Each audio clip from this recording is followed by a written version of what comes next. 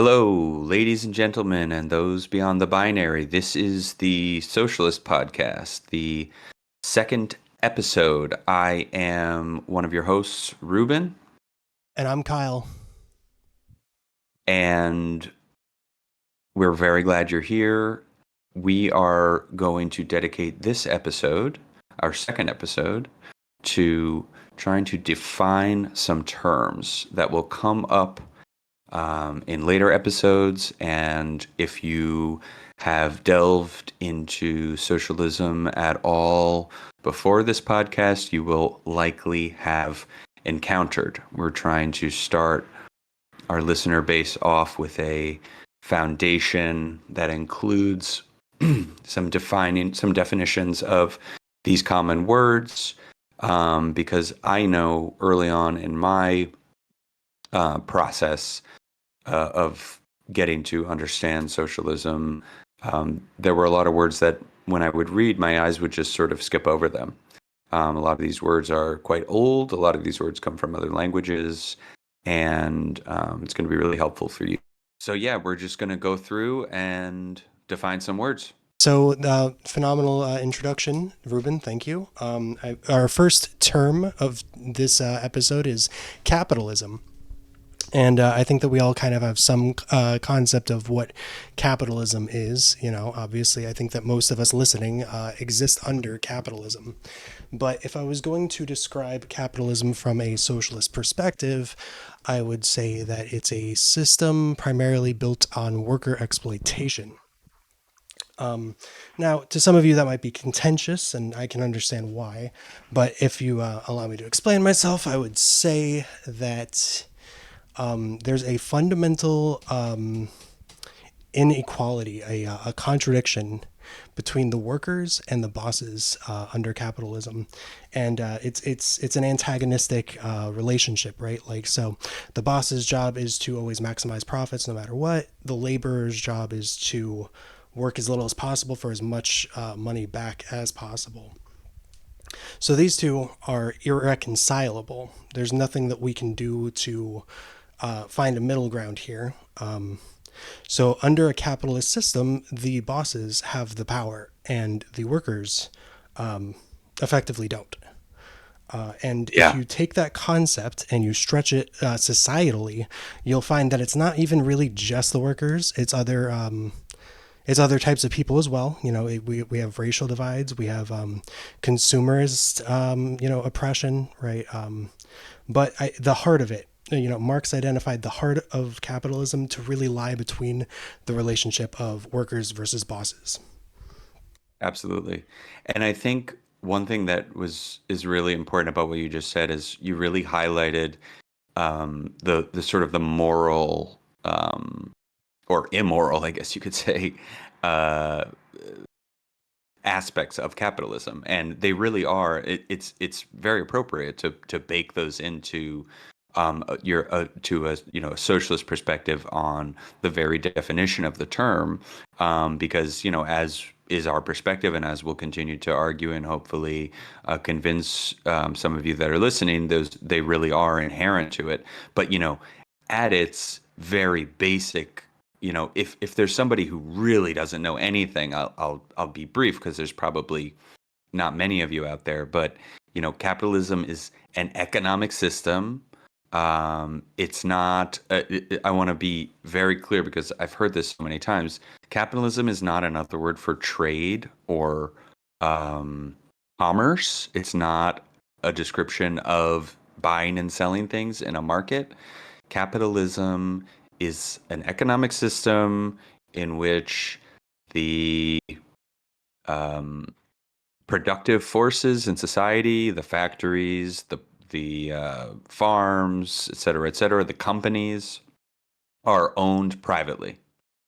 Um, and that contrasts with our next buzzword, socialism, which is probably one of the most important things we could be defining here. Kyle and I are both socialists, and what socialism is an economic system that's contrast with capitalism in that, well, relevantly to what I was just saying, the levers of economic production, like those examples I gave, are not owned privately. They are in fact owned through democratic processes by the masses. So, in other words, and to fit it in with Kyle's earlier conception of capitalism, by the workers. You know, the masses of society are workers, and under socialism, the economic engine of that society is controlled by the workers, is owned by the workers, you could say, in common parlance. Yeah, absolutely. Excellently stated. And I think that's a good explainer of what socialism is. But I'd also like to talk a bit about what socialism is not. There's a lot of discourse and rhetoric out there where that discusses and thinks of socialism as a poverty cult. And it's a very common like meme on the internet, right? And Right. socialism is not a poverty cult. It's not about poverty. It has nothing to do with poverty. The fact that socialism is frequently, rather, socialist nations do experience impoverished conditions is entirely explainable through the material lens. But that's a discussion for later, certainly. Right. Yeah, yeah, Um, yeah. For now, let's keep it simple. Socialism is not just when no iPhones. yeah. Right. Socialism is not when no iPhone. And All socialism is right. I know we mentioned this in the last episode too, but just to say it again, the type of socialism we're talking about is also not the kind of economic systems that they have in the Scandinavian countries. It's not the type of economic system that Bernie Sanders proposes would like to have.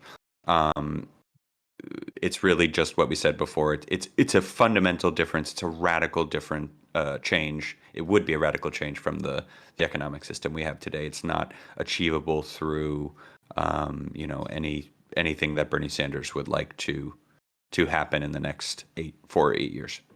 Yeah, yeah, absolutely. I think that's fantastic. But we're talking about all these economic systems, and I think that it's important to discuss, like kind of our roles in these economic systems and how they differ. So the next term that we have is labor, and what labor is quite simply it's you and me, and it is we who build society. We the workers are forced to sell our labor power to their capacity to work to capitalists in exchange for wages. And that's basically our role under capitalism is to like I already kind of touched on this earlier where our job is to show up every day, work ourselves to death and get as much money as we possibly can, and that again is in direct conflict with what our bosses want, which is effectively to pay us just as little as possible. But labor is a bit of confusing. So I know there's a lot of questions about who and is not labor. So, for instance, you can be rich and you can be labor, right? It Hmm. really Right. labor effectively is just anybody who makes their own money and doesn't profit off of other people. Um, so Right. And it somebody like doesn't an profit off actor. of like investments that doesn't profit off of money that they've put somewhere to appreciate. Yeah, exactly. Thank you. So like someone like a Hollywood actor would still be labor, even though they might be a millionaire, you know?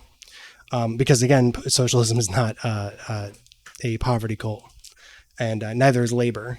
So labor is all the way from the bottom to the top. And yes, you can absolutely be a millionaire and still be a labor. You can be a doctor, you can be a lawyer, all kinds of things. Yeah, and I'll just say that the real key to fitting in the concept of labor into the capitalist system, and you've mentioned this quite a bit, but I just want to put a finer point on it, is the wage aspect. So wage labor, there in colloquially speaking, there's been labor forever. Ever since there's been people or maybe even animals, there's been labor. But what makes labor different under capitalism and the way in which it fits into our analysis of capitalism is the fact that under the current system, under capitalism, we exchange our labor, basically exchange our time and labor, the labor that we expend during that time for a wage, which is, contrasts with, for example, the economic system that came before capitalism, which was feudalism, which didn't have any concept of a wage, of working hours, of being paid for basically selling part of your life away to your boss. And actually, I'm going to go a little out of order because what you just said, Kyle, about how labor, people in the working class, people who are part of the mass of labor in the society can be quite rich, quite well off. That segues actually very well into the definition of a word. We're now going to get into these old French words that, as I said in the introduction, my eyes used to glaze over when I read. It's the petty bourgeoisie. And the petty bourgeoisie is a term that was used by Marx to identify. Um, Back then, it was really exclusively sort of small business owners, artisans, your local shoemaker, baker. Um, these are people who, you know, don't work for a wage. So in that sense, they are aligned sort of materially. The way they fit into the economy, the way they earn a crust is um, more in line with the ruling class, with owners of big factories, and the people who really control our societies through their money and influence. But they do so on a much smaller scale. In the modern day, though, the managerial class, the CEO, who is technically a laborer, even though it gets a little complicated because, of course, he's heavily invested. As I was saying, if you live off investments, you're not in labor. That's not a wage. That's not a wage. That's an investment. But the CEOs and the whatever the other members of the managerial class are considered part of the petty bourgeoisie these days. And one last point on that is that because of this sort of dual um, role that the petty bourgeoisie did play in Marx's time when we were talking about shoemakers, and does play now when we're talking about CEOs, um, they are both very interesting to talk about their interests, and they have sort of split interests as well, obviously on a case by case basis. Excellently put, Ruben. And for our next um, term, we have the proletariat, which plays heavily into my previous term of labor. We are the proletariat is the labor class. We are again the ones who work for our wage, and we make up 99% of people. All Hmm. of us, every single person in the proletariat has more in common with homeless people than we do, the bourgeoisie. What more can I say about that? I mean, there's been a lot of proletarian movements throughout history. Really, I guess the biggest thing, right, to introduce would be class consciousness, because whether you realize it or not, you are a proletariat listening to this. Otherwise, you probably just wouldn't be listening to this. Hmm. Um, Yeah, yeah. The proletariat are the workers, are the people that drive societal change. Simply because they are the society. In our current society, they have less power than their numbers would suggest, but they are the people. They are the masses. Um, the people with the power are, in contrast, in many of the writings that we will be discussing, are the bourgeoisie. So the petty bourgeoisie, or is, I guess that's probably, the small bourgeoisie. The big bourgeoisie is the real ruling class. So these are people who do not, or corporations. I think. Well, no, maybe it just refers to people. I don't know. Doesn't matter. Um, these are people who um, are the ruling class. These are people who own the economy. basically. Simple as that. I think we touched on a lot of this before in various other definitions that we've just gone through. But yeah, I mean, they are the owners of the factories, the owners of the farms, the owners of the corporations. I mean, the way it plays out in the current West is they're the owners of the big corporations that really drive the economy. And importantly, they are not just rich, they are not just powerful in terms of the wide effects that the decisions they make about these businesses can have on the society at large, but they are also heavily invested in politics. They don't just steer the economy, they steer the society at large. And that is to do with an issue that we are all getting, I think, more and more cognizant of as time goes on and class divisions get wider and sharper, which is, literally putting money into politics. That's something that the liberal media will the corporate media, the mainstream media, that's what they call it, will comment upon. Donations to politicians, et cetera, et cetera, et cetera, lobbying. But they also control. They control the society in all sorts of ways. Let's just leave it at that. Not just through that direct political influence. Anything you want to say about the bourgeoisie or bourgeois before we go to this ad, Kyle? Yeah, I know that we don't want to get too lost in the weeds about how they do control society, but I was wondering, Ruben, do you know what most countries call lobbying? I know what you're going to say, but you say They call it corruption. They call it bribery, and it's a crime. it. Just one small example. Yeah, let's go ahead and Yeah. do the ad. This episode is brought to you by BetterHelp. I take my mental health very seriously, and that means that when I'm feeling low or anxious, I don't blame the oppressive systems that crush my soul every waking hour of the day. I blame my mother and my neurochemistry.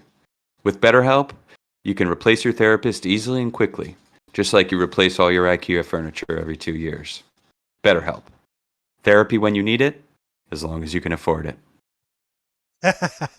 Awesome. Thank you, BetterHelp. Alrighty. So I'm going to let my next dog out really quick. Keep going. yeah, okay, sure. I got it. So our next term is the means of production, and this is so important to understanding our role between the two classes. Effectively, what the means of production is it's where people go to produce you know stuff for society. This will be your mines, this will be your factories, this will be your warehouses, and such. So what makes us proletariat is that we're the factory workers, we're the miners, we're the manufacturers, so to speak. We're the people on the ground floor, creating The the software goods for. developers, Yes, yes, yeah, so many examples of yeah. right. Effectively, this The the, is. the call Go ahead. center employees. I mean, it's everything. It's every big business, really. Yeah. Yeah, absolutely. So really, like, no matter what you're doing, as long as you're working for a wage, there is a means of production that you're like working in. And I'm glad that you chimed in with that, because it really I think it helps drive home just the fact that like we are all part of the proletariat. Um, so really, what makes a bourgeoisie is more so than anything else. Like Ruben was talking about, more so than wealth, more so than pretty much everything else, is that they have absolute access to the means of production. But it's not just access to it, they have full control of it. Like, without Right. unions, we have no democracy in our workplaces. Now Right. I'm from Florida, which is a right to work state, so there is no unions, so there's like no democracy in the workplace. It does not matter what we say, what we think about the product that we're making. We are there to press buttons and make phone calls, and that's it. So really, like, the means of production is kind of the driving force of society. Yeah. And bringing democracy into the workplace is a really good way of conceptualizing what a socialist revolution or a socialist society, one of the big, very important aspects of it. So when you hear the phrase seizing the means of production, what is not being said in that little, soundbite is that it is the workers who are seizing. Oh, sorry. Let me rephrase the whole thing. It is the workers who are taking control of the profit-making infrastructure of the society, and importantly, the way that a large group of people can take control of a factory or whatever, a software company, is through democratic processes. So they would, well, I'll leave it at that. Um, But and we can keep going. We've got a few more definitions here to get through. before we get too Just three far, more. I would Please. like Yeah. to add real quick, if you're having a hard time conceptualizing what workplace democracy looks like under a socialist means of production, that's another term. A socialist economy, the easiest way to conceptualize it, in my opinion, is just to think of co-ops. So effectively, if you have 5 employees, everybody owns 20% of the profitability of that business.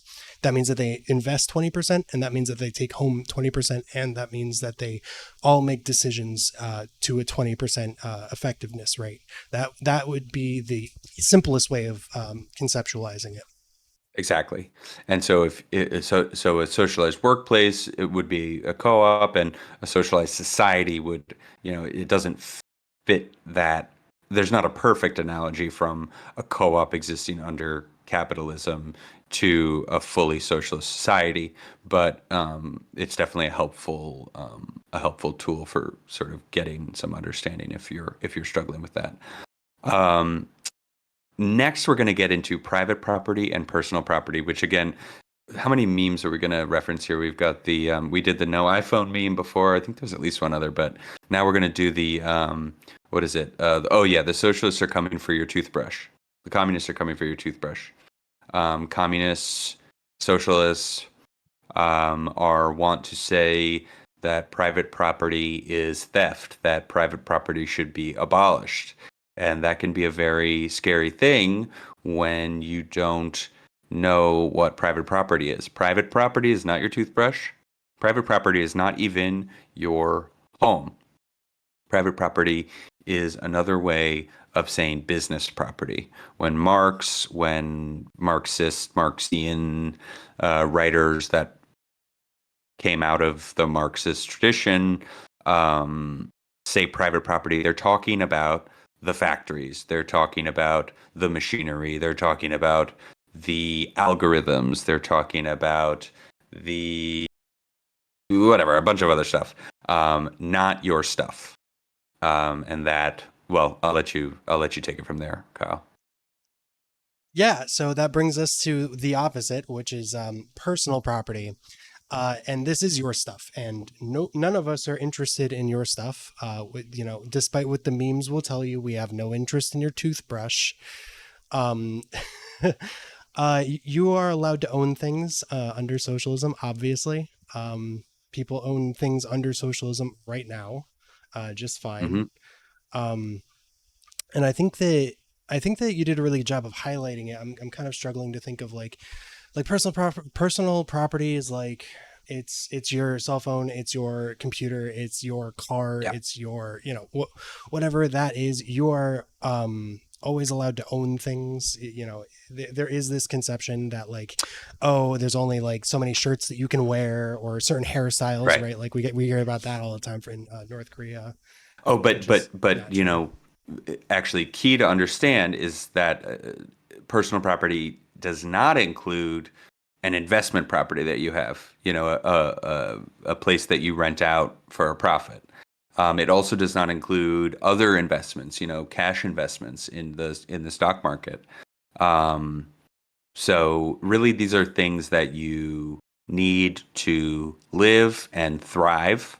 Um, and not things that accumulate wealth for you.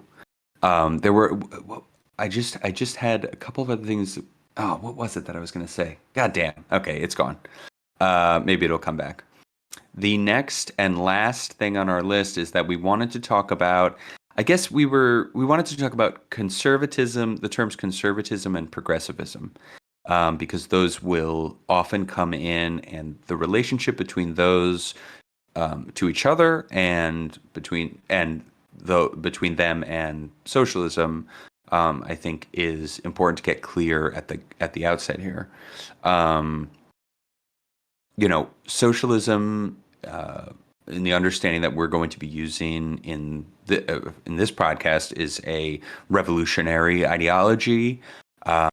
We take seriously the idea that a radical shift from capitalism is only achievable through a a revolution, through a relatively short-lived transition period from one to the other, not through progressivism, not through democratic socialism or social democracy.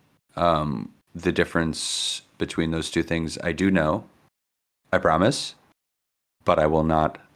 Please do not ask any follow-up questions because I actually don't know.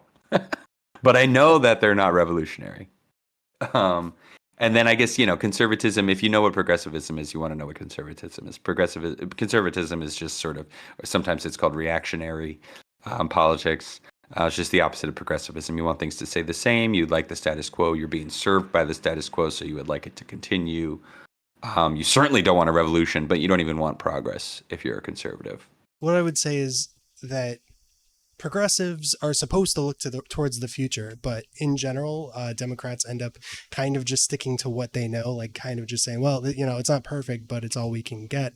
They kind of have this defeatist attitude, right?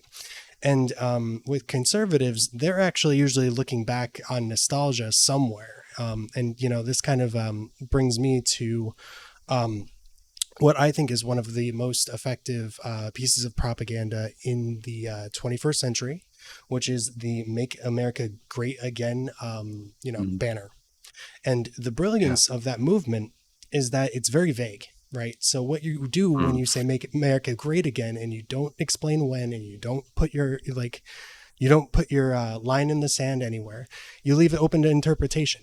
And so for some people, that's going to point to the 90s because that's when Ninja Turtles was a thing. And to some people, it's going to be the 60s because that's when segregation was a thing. And to some freaks, it'll be the 1800s because that's when slavery was at its height, or mhm. whatever the situation might be. It depends on each person. So really, what the brilliance of the MAGA movement is that it's a banner that like all these reactionaries can come together and pretend that they're actually fighting for the same thing, even though there is this massive difference in ideology. I guess that's it. Do you want to wrap us up? Yeah. Okay. Well, thank you for joining us on our second episode. This has been a lot of fun. Thank you, Ruben, for joining me in putting this together. Yeah. Yeah. We'll go ahead and schedule a time to get together again next week. Yeah, we're gonna be going through a few more terms, but talking a little more in depth about them because we're gonna start talking about Marx and specifically terms that are important to understand Marxism, which is sort of the foundation of socialism in the modern day. All right, man. Sounds like a lot of fun. Peace. I will catch you later. Bye. Bye.